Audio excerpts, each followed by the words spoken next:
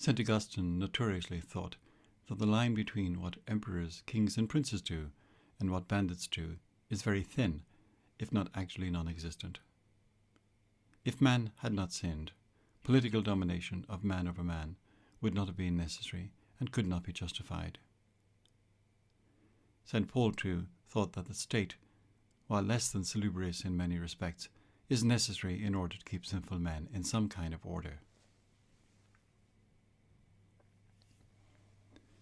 A carnal world is going to be vicious, McClelland writes, so God in his mercy gives men the state to batten down some of the social consequences of man's original sin. The state's law may bear a relationship to God's law in some purely formal sense, because everything is related to God, but in practice the law and its enforcement can be as ungodly as it pleases and still be law.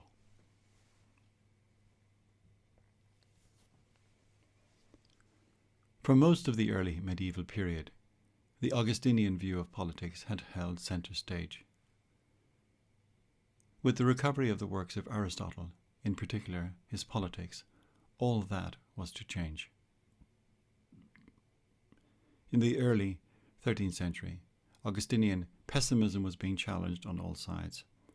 The study of Roman law, which had spread from Bologna, had disclosed new perspectives to government and administration, writes D'Entrave.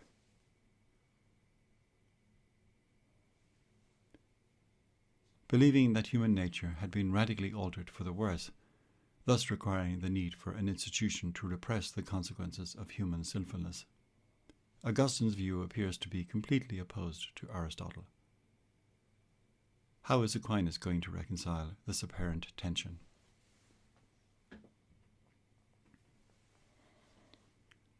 Thomas believes that human nature has been damaged as the result of the fall.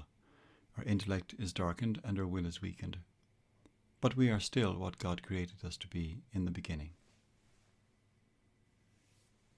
Thomas quietly and unobtrusively leaves behind a certain element of patristic thinking when he considers political authority not as something we wouldn't have needed if Adam and Eve had not sinned, but something integral to the human condition and therefore natural. While Thomas agrees with Augustine in accepting the fundamental carnality of the world, he nevertheless is more optimistic about the prospects for this world. For Augustine, politics is one of the consequences of the fall. For Thomas, life even in paradise would have been political in some sense or other. In this, Thomas appears to echo the thoughts of some Stoics. Posidonius, for example, has a vision of an apolitical golden age, in which those less wise voluntarily submitted to the rule of their superiors in wisdom, and those superiors did not exploit their inferiors.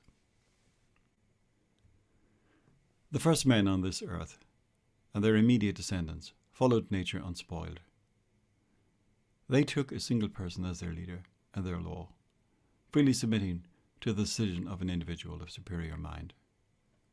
In that age, which people commonly refer to as the Golden Age, government, so Posidonius maintains, was in the hands of the wise. So writes Seneca. Thomas then rejected the Augustinian and traditional medieval view of a discontinuity between pre- and post-lapsarian man in respect of his political nature. For Augustine, politics is a remedy for man's sinful nature, a result of the fall.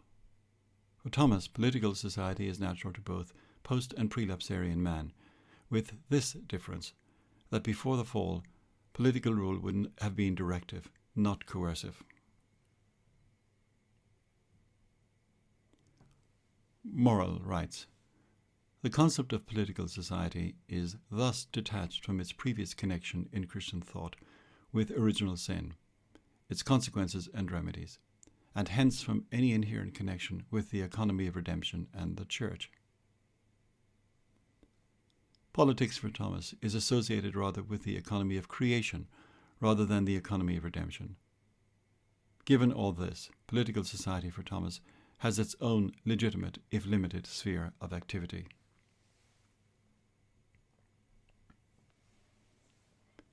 Aristotle's thought was capable of bearing an interpretation that fundamentally challenged the Christian culture of the period, and the impulse to reject his ideas root and branch was almost overwhelming for some Christians. Aquinas attempted to show how a reconciliation between Christianity and Aristotelianism was possible. Sabine writes, "There is no better evidence of the intellectual virility of medieval Christianity than the rapidity with which Aristotle was not merely received, but made the cornerstone of Roman Catholic philosophy." Aquinas' political philosophy is, Fortin says, best understood as a modification of Aristotle's political philosophy in the light of Christian revelation, or more precisely, as an attempt to integrate Aristotle with an earlier tradition of Western political thought represented by the Church Fathers and their medieval followers, and compounded for the most part of elements taken from the Bible, Platonic Stoic philosophy, and Roman law. How does Thomas's thought relate to that of Aristotle? Unlike Aristotle, Thomas cannot grant any kind of absolute autonomy to the state, but he can see it occupying a subordinate and quasi-independent position in relation to man's ultimate ends. As such, the law of the state is presumptively binding on everyone, even doubtful law. Disobedience can be justified only when a law is clearly bad and disobedience to it doesn't threaten civil stability and peace. Thomas distinguishes between the ultimate end of human life and its proximate end. The ultimate end, perfect happiness, is achievable only in the next life. Man's life in the here and now is but a path he must tread on that journey. It has its own proximate ends, but they are ultimately subordinate to the overall purpose of life.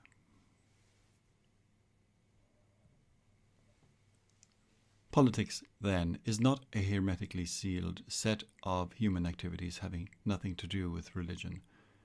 Its proximate end is the common good, that being the good of the whole community, not just that of the individual, or indeed even of the family. In Thomas's view, grace, the order of the supernatural, does not overwhelm nature, nor is it a substitute for it. Grace perfects nature. Human values and human truths, while not ultimate, are nonetheless not false, even if they are at best partial and limited. Thomas agreed with Aristotle that man is a naturally social being, or a being with a need for a political community. Commenting on Aristotle, he writes, "Homo naturaliter est animal politicum et sociale." It is significant that Thomas insists not only that man is a political animal, but also a social animal, thereby showing that he saw man's need for society extending beyond the narrow confines of the political community. Man is naturally inclined to be sociable, and that natural sociability is essential to perfect his rational nature. The infant human being is bewilderingly helpless, and is so for a very long period of time.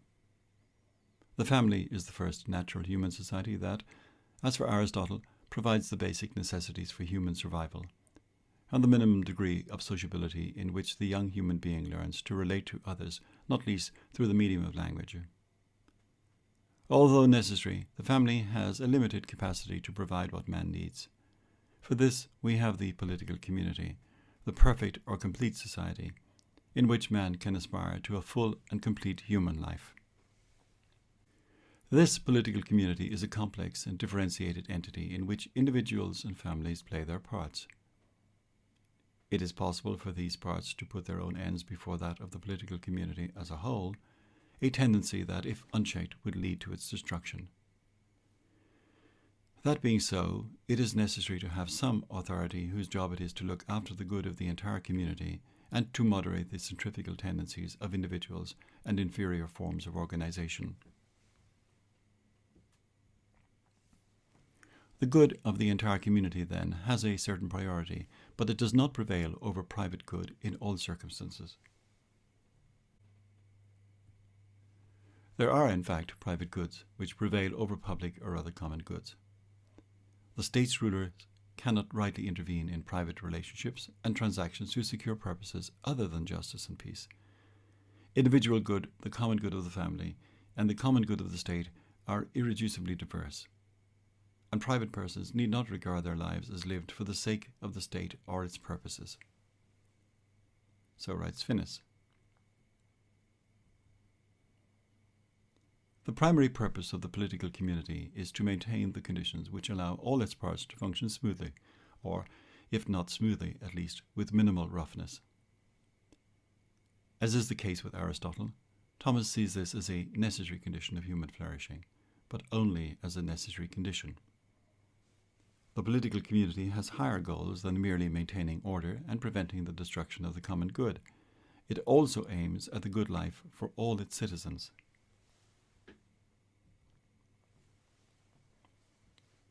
If we are to have a political authority, who should it be? Thomas answers, the best man or the best men, if such can be found. Monarchy, if good, is the best form of government; if bad, the worst. A regnum or kingdom is preferable, provided that it is not corrupted. But Thomas seems to accept that in this world, where the possibility of corruption is ever present, a mixed constitution is probably the best we can hope to achieve. A mixed regime being one combining monarchical, aristocratic, oligarchic, and democratic elements, in which everyone has the right, in principle, to be appointed as a ruler and to play a part in the appointment of a ruler. In this mixed polity, the political community will have stable and abiding laws that are tailored to its ends, and which are administered and, when necessary, altered by those charged with the care of the community. So far, this line of thinking closely follows Aristotle. But Aquinas lived 1500 years after Aristotle, and although Aristotle was the philosopher to him, there were other traditions that he had inherited, not only his Christianity, but also elements of the Roman and Hellenistic culture, such as Stoicism. The Jewish influence comes through strongly in the conception of law as a command of a lawgiver. And coming from his Christianity, we get Thomas's understanding of the end of man as extending beyond the confines of this world, so that the ends and purposes of the political community, however important and self-contained they might be, could only be so relatively and not absolutely. In Aristotle's thought, the individual was in danger of being completely subsumed in the societies to which he belonged, in the family, in the village, in the polis.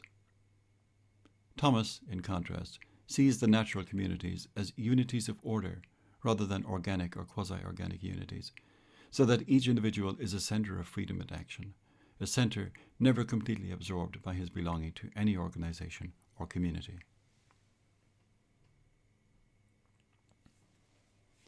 Governing refers to the legal, judicial and executive functions necessary to produce and maintain justice and peace. For Thomas, governments are not above the law, but are in fact regulated and limited by law. If law is to be effective, it must have coercive force.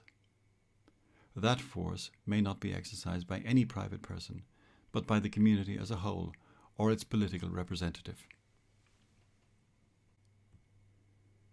Law, strictly understood, has as its first and principal object the ordering of the common good, writes Thomas. But to order affairs to the common good is the task either of the whole community or of some one person who represents it. Thus, the promulgation of law is the business either of the whole community or of that political person whose duty is the care of the common good. Wherein lies the authority of the human legislator to make laws and the corresponding obligation of the people to obey them? The answer seems to be that certain aspects of the common good cannot be achieved or maintained without some authoritative ordering. Social life, writes Finis, and common action cannot be achieved in a group whose members have many ideas about priorities. Some decision, even if not absolutely the optimal decision, must be made, otherwise the common good cannot be achieved. The preservation of peace and justice requires cooperation. Thomas writes, a private person has no authority to compel right living. He may only advise, But if his advice is not accepted, he has no power of compulsion. But law, to be effective in promoting right living, must have such compelling force. But the power of compulsion belongs either to the community as a whole or to its official representative, whose duty it is to inflict penalties. He alone, therefore, has the right to make laws.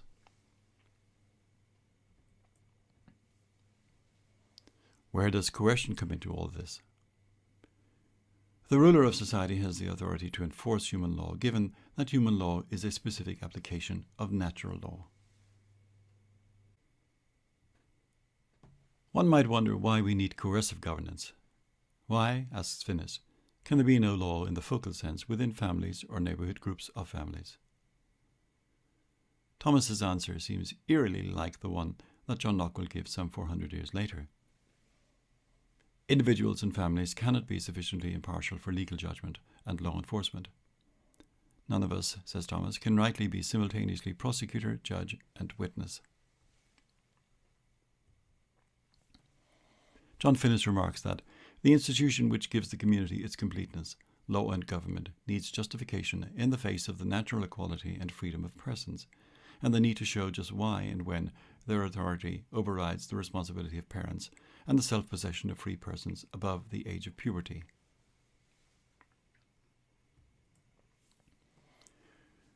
The rulership of one man or another, writes Sabine, must not take away the free moral agency of the subject. No man is bound to obedience in all respects, and even the soul of a slave is free.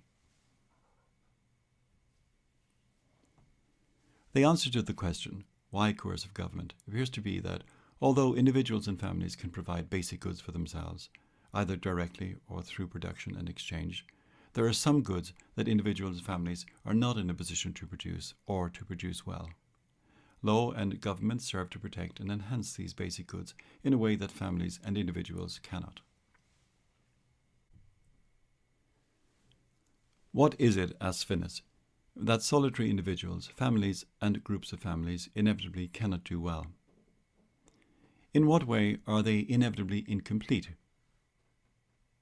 And he responds, in their ability, first, to secure themselves well against violence, including invasion, theft, and fraud, and second, to maintain a fair and stable system of distributing, exploiting, and exchanging the natural resources which, Aquinas thinks, are in reason and fairness, naturally, not merely initially, things common to all. Libertarian anarchists would argue that it is perfectly possible for people to protect themselves well against violence, theft, and fraud, without recourse to a coercive government. The public goods of peace and justice must somehow be provided, of course, but these too can be supplied without erecting a government to provide them, as in law systems of archaic societies. Libertarian anarchists would also argue that Finnis's second point, namely the creation of a stable system of distributing, exploiting, and exchanging natural resources, is not only possible without a coercive state, but scarcely possible with one.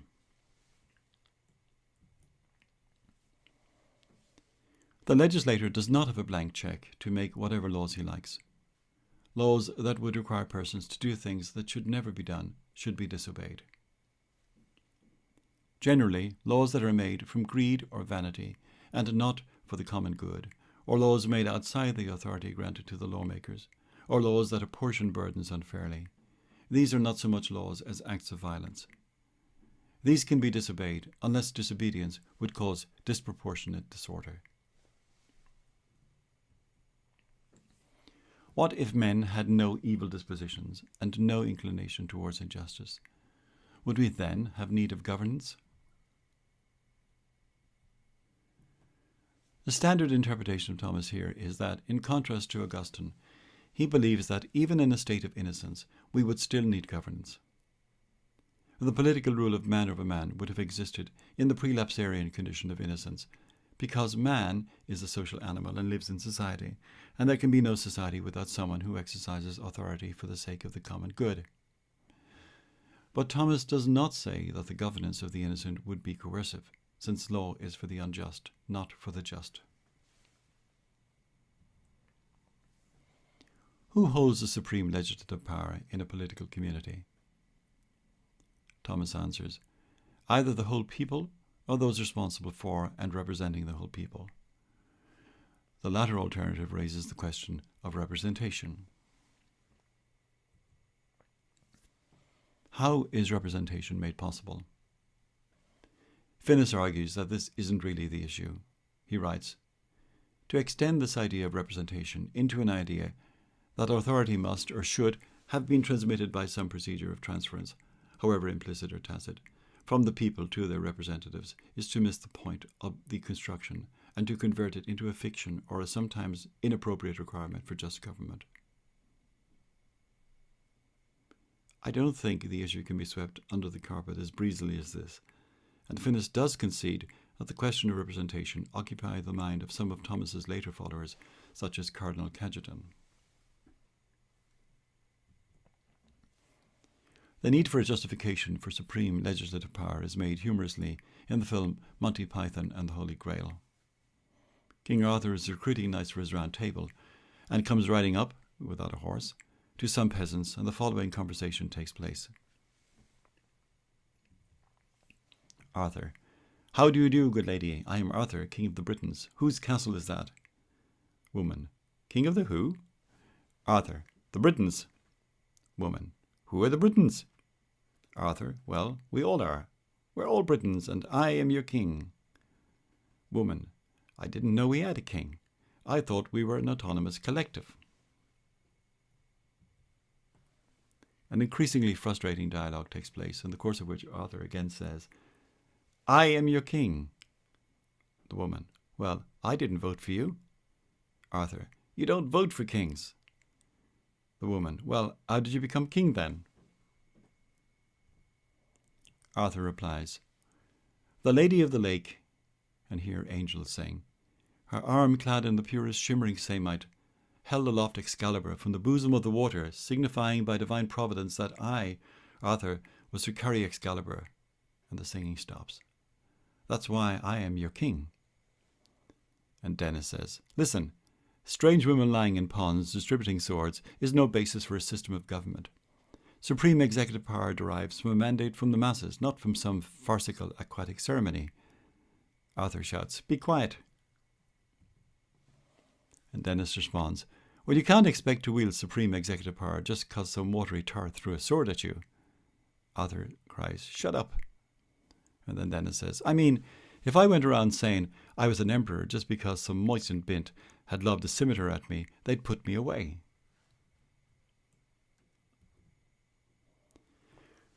It's hard to disagree with the proletarian Dennis. Strange women lying in ponds distributing swords, or as he gets more politically incorrect, watery tarts throwing swords or moistened bints lobbing scimitars, cannot be the basis for a system of government. How then, in Thomas's view, should government be organised? First, all should participate in some respect in government.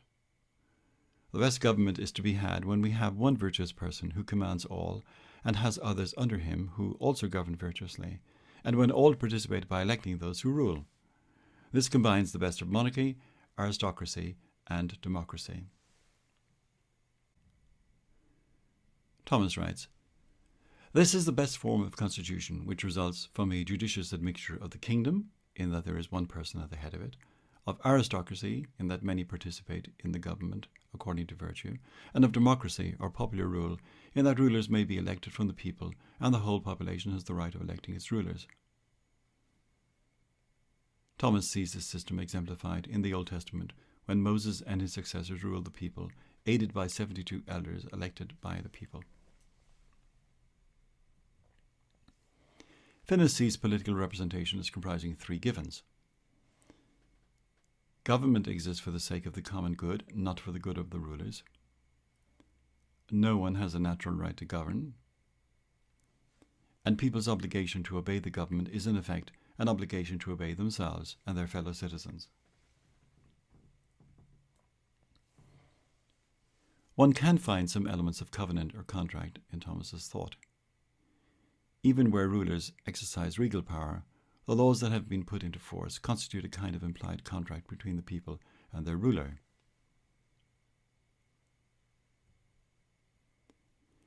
It seems we shouldn't get too excited about these passages in Thomas, in which he seems to hint at a notion of pact, contract, or covenant. Finis remarks that this is far removed from the theory that some original or standing or foundational social contract is or could be a fundamental ground or justification for legislative or other political authority, or for the defeasible obligation to respect such authority and obey its laws.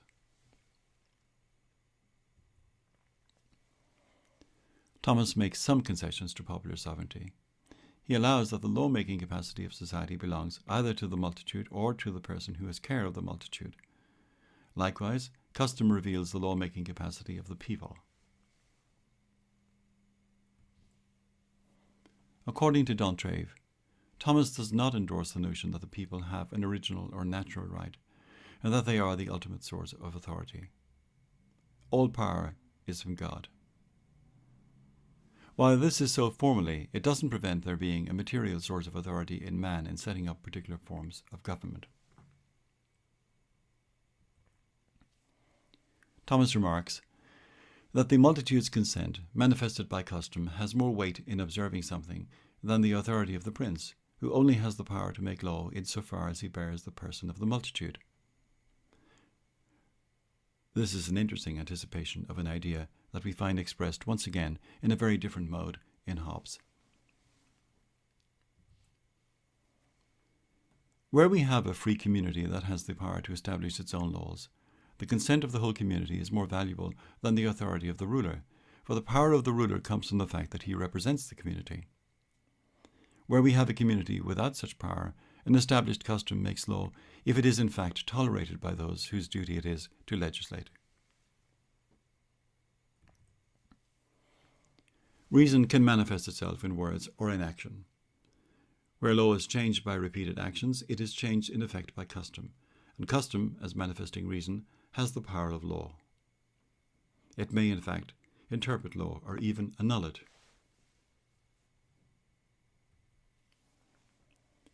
MacLelland makes the point that much human law and nearly all of feudal law arises out of custom. Most of what we call legislation has happened through the expedient of making permanent lists of already well-established customs. But the great lawgivers of history are really misnamed if we think of them as law inventors. Rather, they are law declarers.